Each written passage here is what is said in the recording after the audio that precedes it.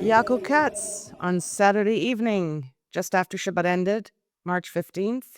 That's quite a clip that we just saw to start off this podcast. Tell our viewers and listeners what exactly was going on in that clip. Well, the background of the clip, it's a wedding that took place near, actually, Maleh Adumim, at a wedding hall that's frequented by Ultra-orthodox, by Haredim. The wedding is the son of a rabbi whose name is Shalom Ber Sorotskin, who is the head of a yeshiva called Ateret Shlomo, which is a very big institution, has a number of, like nurseries, elementary school, high school, yeshivas, etc., all in the Haredi, in what's known as the Lithuanian Haredi community. So not the Hasidish community, but in what would be called the Litvak community. Anyhow, Sorotskin himself, just by the way, is American-born, from what I understand, comes from Cleveland, Ohio.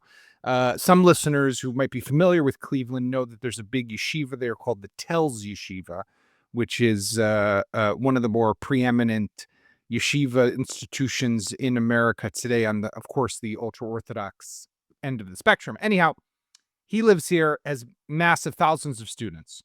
His son got married to the granddaughter of a big rabbi, Soloveitchik, a rabbi also in Jerusalem.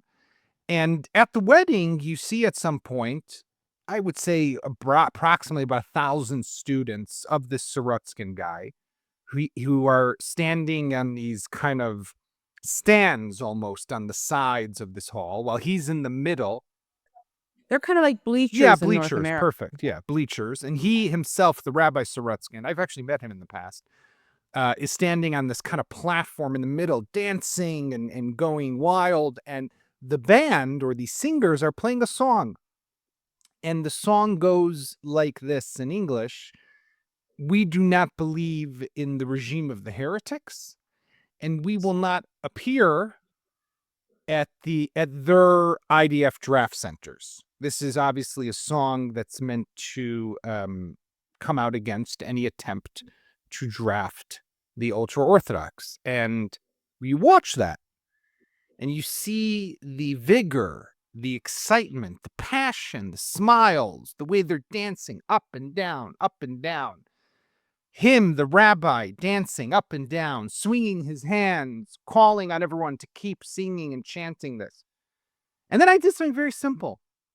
I looked online at his institution just to see how much money does he get from the regime of the heretics, as they called it, Shilton HaKofrim. If people might know, our Jewish listeners might know that a kofir, a heretic, is like a curse to call somebody who's Jewish a kofir, to call them a heretic. It means like you're against God, you're against everything religious.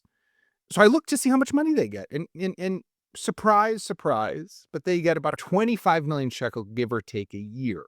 In the last 4 or 5 years, they've received about 100 million shekel from us heretics, from us taxpayers. And I mean, it's infuriating. It's just disturbing on so many levels. And unfortunately, it's not alone. This is something that we see over and over again. I give you other examples, recent examples of other rabbis. One of them, a rabbi by the name of Dov Landau, who is the so-called spiritual leader of the party in the Knesset. Right, there's what we know as the United Torah Judaism, which is UTJ, the Ashkenazi politicians, those Haredim. They're a combination of two factions. One is the Hasidim, and one are the Lithuanians. Rabbi Dov Landau is the spiritual leader of the Lithuanian flank of that party, and he recently called on his followers not to participate in any of the Zionist institutions, because they're also heretics. And then I looked at his yeshiva, because he, of course, also runs a yeshiva. It's called the Slobodka Yeshiva.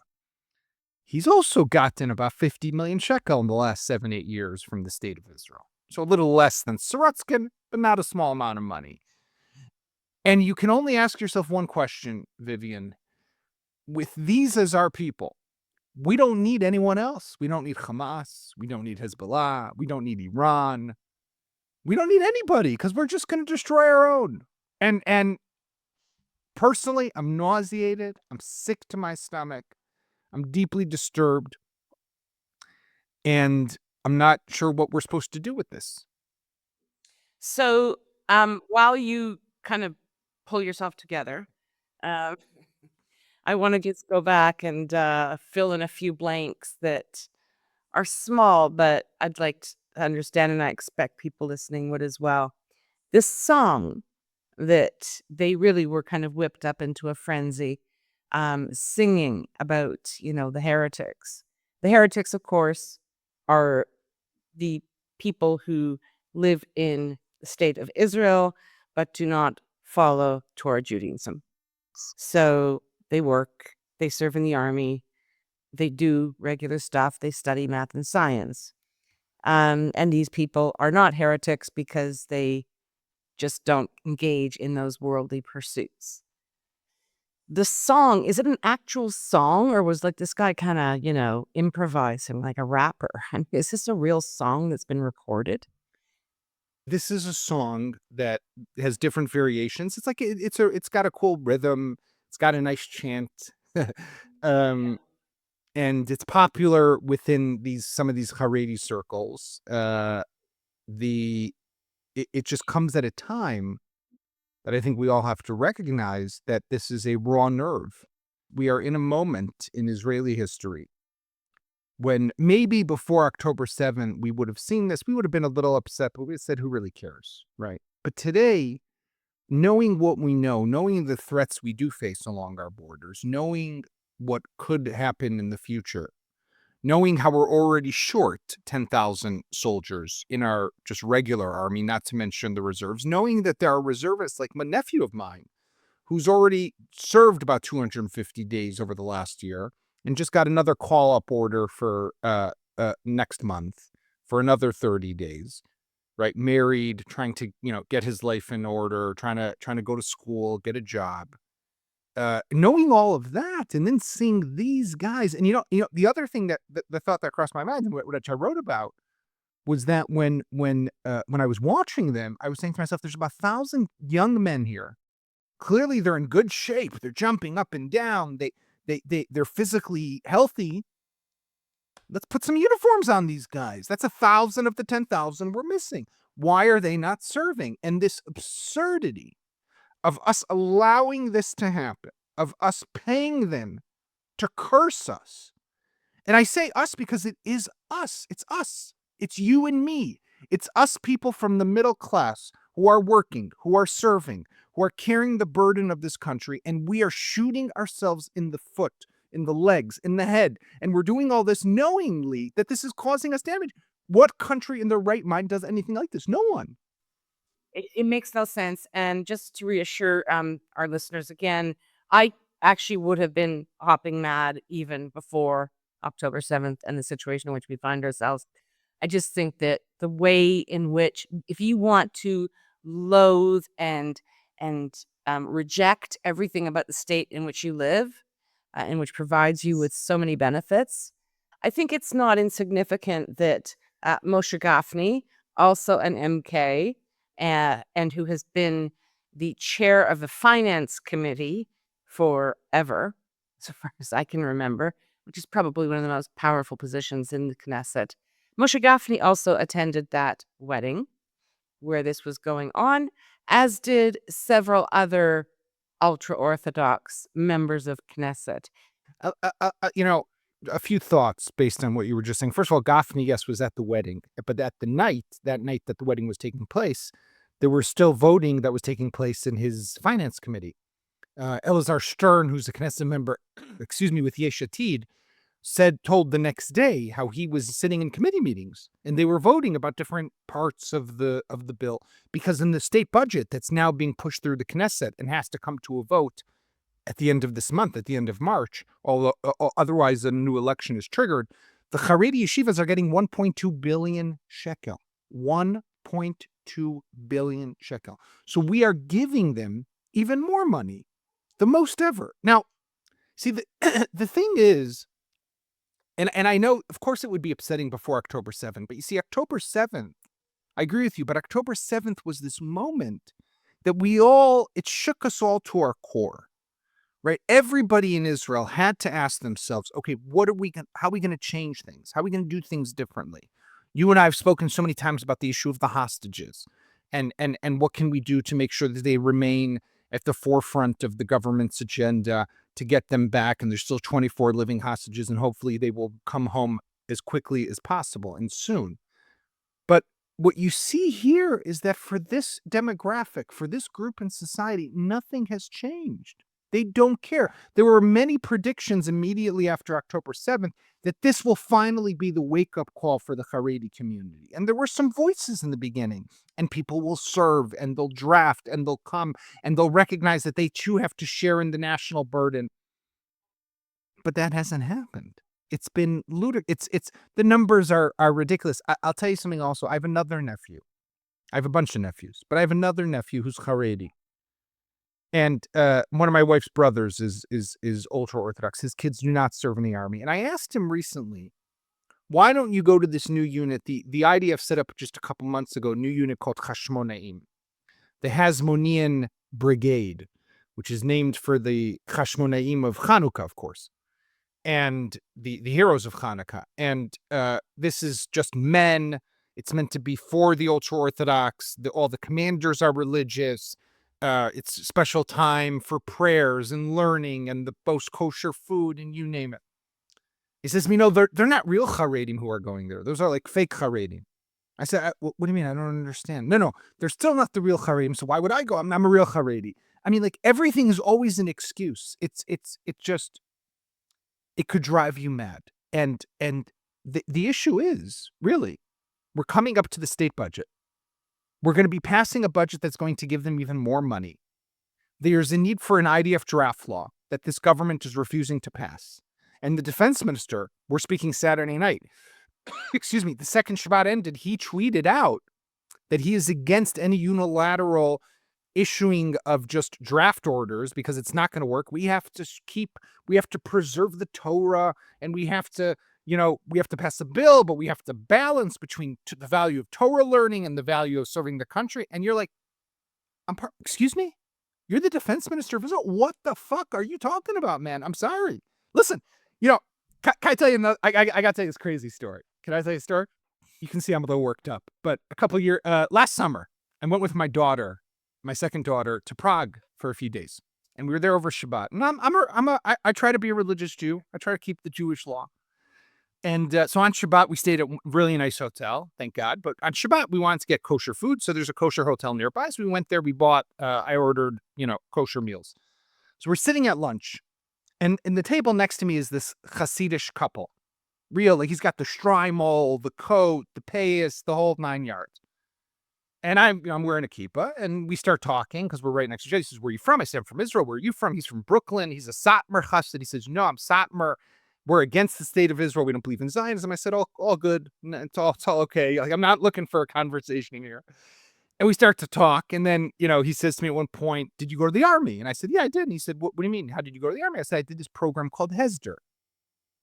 So he said, what's that? So I said, well, it's a 5-year program. And you serve in the army for about 1.5 years. And you spend about 3.5 years in yeshiva. That's what I do. So he says to me, one second, I don't understand. It's a Hasidic guy, Satmar Chassid. So I don't understand. There is a program that allows you to do army service and yeshiva and split it up. And I said, yeah, of course. It's been around since like the 70s. He says, so why don't the Haredim do this? Why are they against serving? And I said, this is what we all want to know. Because it's not about accommodating them anymore, Vivian. This is not what it's about. This is about control. It's about power. It's about money. It's about politicians like Moshe Gafni, who doesn't want to lose the control that he has over his people. It's like rabbis, and I know rabbis, and I don't even want to call these men rabbis because they're not rabbis. It's a disgrace. It's people like the Sorotskin guy and this Landau guy who they don't want to lose their control over their people. And the moment that they open up and their people go to the army, they're afraid they're going to lose control. And that's what that's what this is about. It's about money, power, and control over people. And to that end, it's also about the government, which has a very large cohort of ultra-orthodox, right, ironically, also has a large cohort of religious Zionists who do serve. So there's a real tension there. And then there's Likud, and I'm not sure what they stand for anymore, and don't think they know either. But so, we have to sort of sort this issue out for the budget by the end of March. I think we can both assume that it's going to end up passing and they're going to get lots and lots of money. You mentioned that Israel Katz, Minister of Defense, put out a tweet sort of basically clouding the issue, saying on the one hand, on the other hand, and by the end of it, you couldn't figure out what he was saying. Is anyone in the government, aside from the opposition, is anyone in Likud, in the ultra-Orthodox bloc, in the religious Zionist bloc, standing up and saying anything critical about this appalling display that went viral all over Israel? It was in the Hebrew language media. It was in English language media. Have they been silent on this? No, people have spoken out, mostly from the opposition, less from the coalition. But there are some members of the coalition. I'll give you one example, and I think you know him, Dan Iluz, who is a member of the Likud party. He's an immigrant originally from Canada. I think he grew up in Montreal. And he has taken a brave, I have to say, courageous stand. I don't know what he'll do when it comes down to the wire and how he would vote. But he even had a piece that I happened to read this weekend in the right-wing newspaper Makori Shon, from, that's mostly read by national religious and the settler community. And he wrote a piece in there where he said, basically, we cannot allow this to continue. We need to have a law that is a draft law that really provides a solution to what the army needs, and no more of these games. That's what Israel Katz is trying to do. He's trying to play a game. And that, they talk about quotas. We'll do quotas. You'll meet your quota. What does that mean? Is, we'll start to say, we need to get to 5,000 Haredim a year, and then we'll go up to 10,000 Haredim a year, right? That's just a way to play a game. What really needs to happen, we need to draft them all. There is no excuse anymore. There's so many examples from the last 18 months of the war, of so many soldiers who have been killed fighting, but real Talmidei Chachamim, real Torah scholars. There are people who rabbis, who were there fighting. Avi Goldberg, who was the rabbi of the Himmelfarb High School, has like 9 or 10 kids, some crazy number of kids, lives not far from me here in Jerusalem. I knew him a bunch of years ago. A rabbi who's out there fighting. I mean, he's merging. This is what it means to be Jewish. There's no question. Judaism has never been about not participating. It's never been about burying your head in a Talmud. It's about participating, fighting, doing both things at the same time. That's what it means to be Jewish. And this convoluted, corrupted idea is exactly that. They are the true heretics. I'm sorry, they are the ones. That is the heresy here. Absolutely. It's and Judaism historically is not just, it's been about balance. It's been about balance between the holy and the profane. It's requires that you do your duty to the broader society. And if this society is so horrible and unpalatable for them, if they just can't stomach it, then they, number one, should not be taking the money, and number two, should maybe consider relocating. There's a woman who has been living here for quite some time. She's Haredi. She was not raised Haredi. She has like 12 kids. And the last time I spoke to her was a few years ago. And she said to me, we were talking about exactly this issue, the ultra-Orthodox serving. And she said, if it ever becomes illegal for my child to study Torah, I will leave this country. I said, no one's talking about making it illegal. What we're talking about is sharing the burden. Your son can still study Torah. He just also has to participate in other really important baseline functions of the state. We don't get to sort of pick and choose. But I'm sure that her son is a beneficiary of the ongoing largesse of the state. So I just want to touch now briefly on Eyal Zamir. He's our new chief of staff for the IDF. He was sworn in about a week ago. He's moved quickly to let go some of the key personnel at the senior levels in the IDF and replace them. He also made a statement last week saying something to the effect that we have to go slow with the Haredi. We can't bring them in all at once. And we have to, he was, I think, putting it more in terms of carrots and sticks, which is similar to the approach that this government is certainly taking. Do you have any insights into if and what Eyal Zamir might be thinking on this issue? I mean, look, it is a very complicated issue. There's no doubt, right? There are those like myself who believe you need to be more aggressive and you need real punitive measures and you need to stop with the game of creating a special law just for the Haredi. What people need to realize is there is a law on the books in Israel. It's called the IDF service law. And in that law, every 18-year-old, male, female, has to serve in the military. The Haredim don't, and therefore, because of the inequality in them not serving and it never having been legislated, that's why there is a need for a new law. So they want to pass a law. That's the great tragedy and travesty. They want to pass a law that will basically put into concrete their in a situation of inequality. So there's people like myself, I take the more aggressive approach.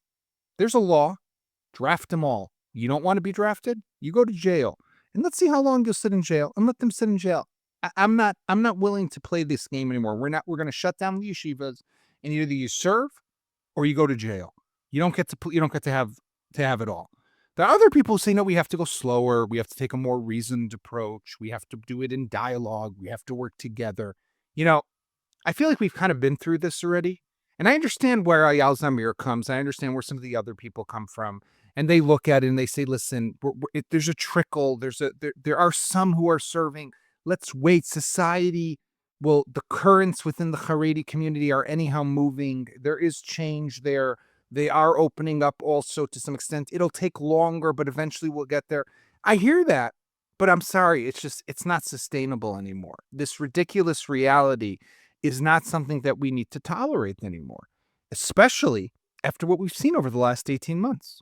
We all hear it, but what we don't do is we don't see it. And the numbers in terms of Haredi men volunteering or showing up at the conscription office continues to hover between 2 and 4% in a really exceptional year. And in fact, after this whole kind of brouhaha over the song and video and dancing, I don't remember which community, but there was, I believe, a Jerusalem area, a Haredi community where soldiers were burned in effigy. And, it's really difficult, even if you do want to volunteer, you do want to go to the army, you will be outcast from your community. No one will talk to you. You will become a real pariah and cut off from everything you know. But that's a topic for another day that we won't get into today.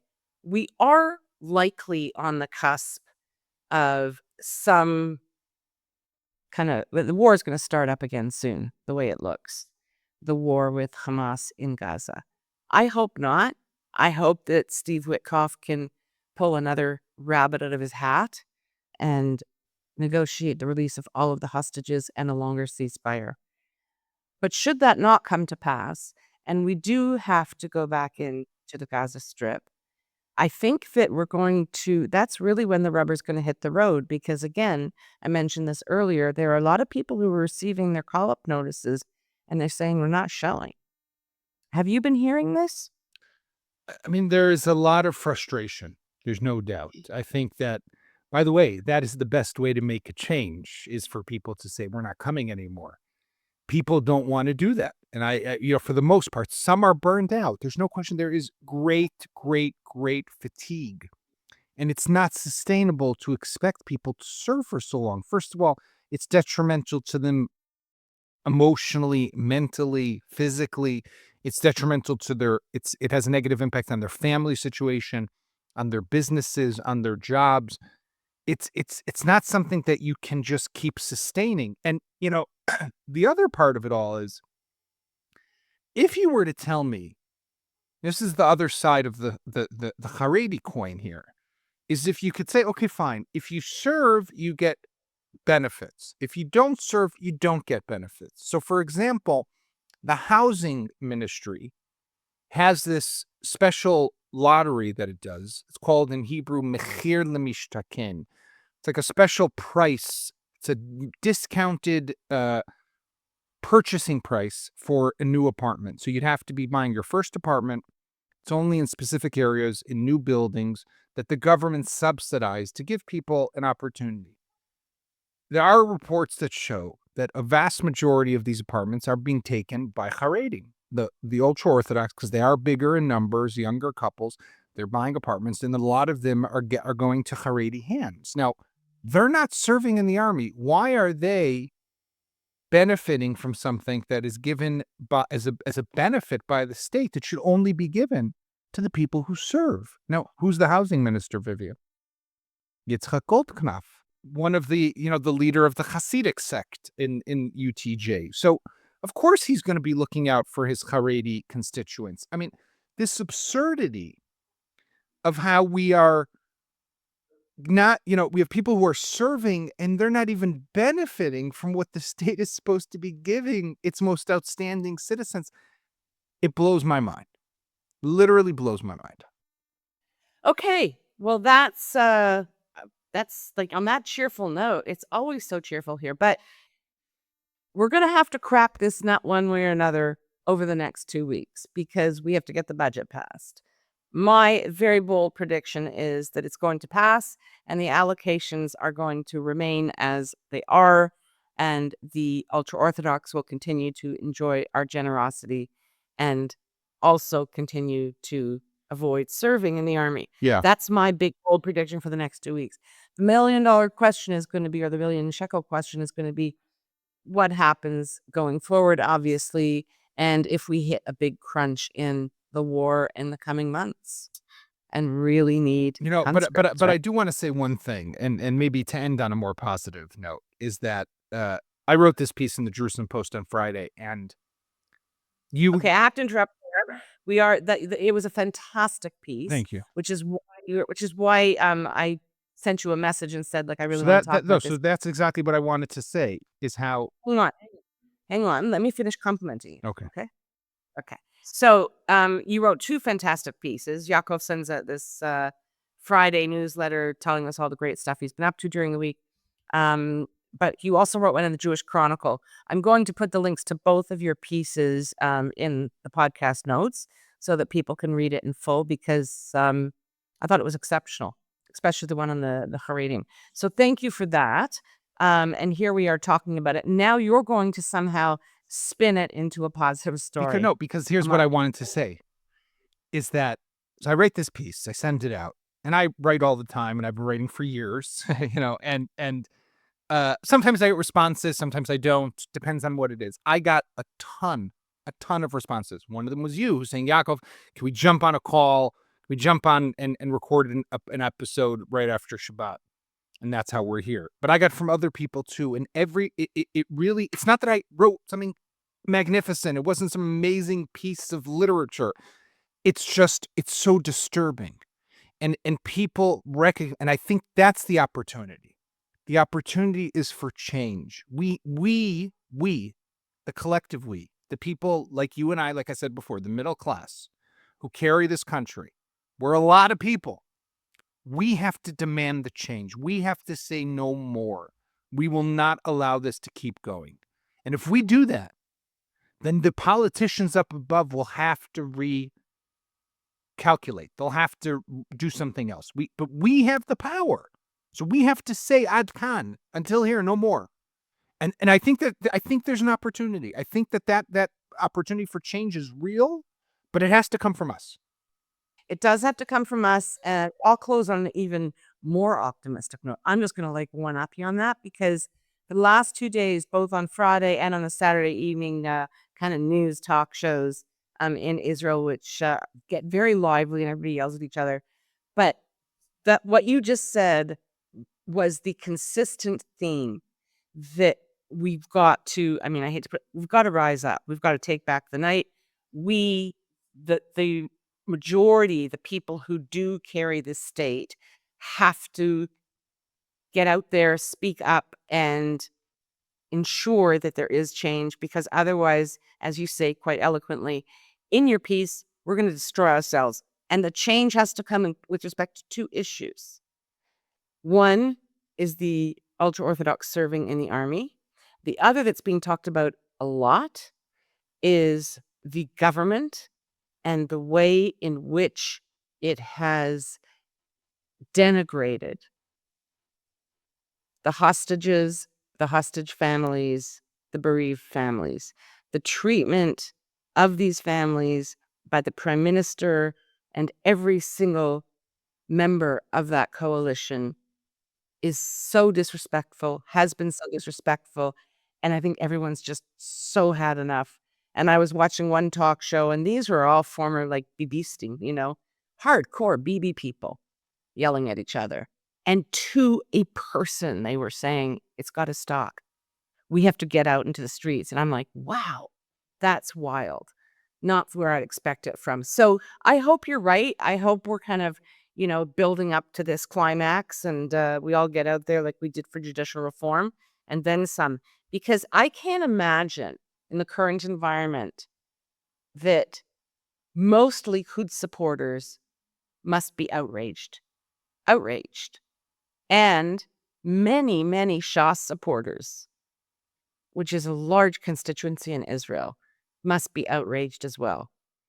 So there's a lot of contained anger and rage and frustration, and it can't continue. So you start organizing, and I'll come, carry a flag and follow you in the streets, okay? Thanks, Vivian. Thank you. Have a good week. You too. We love hearing from you, so please comment on our website, stateoftelaviv.com, or send us a note to hello@stateoftelaviv.com. On behalf of the State of Tel Aviv core team, Jan Zabo, our creative, graphic, visual, and marketing man, Amir White, producer and editor extraordinaire, sound guy, who is also impressively patient with me and my boomer tech deficiencies, and our social media manager who pitches in on everything, Maya Naftalin. Thanks to the team. Thanks to you for being here. We'll be back soon.